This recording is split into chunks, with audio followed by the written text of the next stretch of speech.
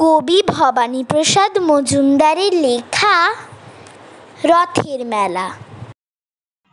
পথের মোড়ে রথের মেলা, বসলো রে ভাই বিকেল বেলা।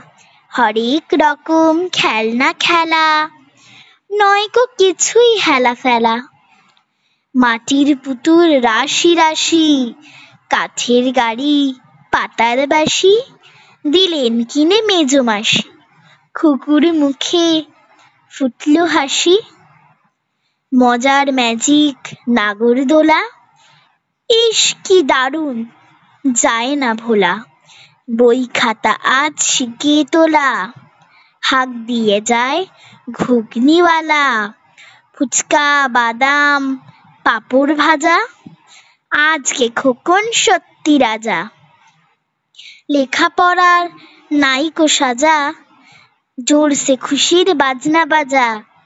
রথ ছুটেছে দারুণ জোরে, বন বন বন চাকা ঘোরে।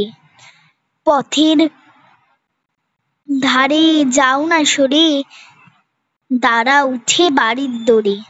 সময় এবার বাড়ি যাবার, সঙ্গে নিয়েই খাবার দাবার। ঘরে ফিরেই করবো সাবার, উল্টো রথে আসবো আবার। ধন্যবাদ।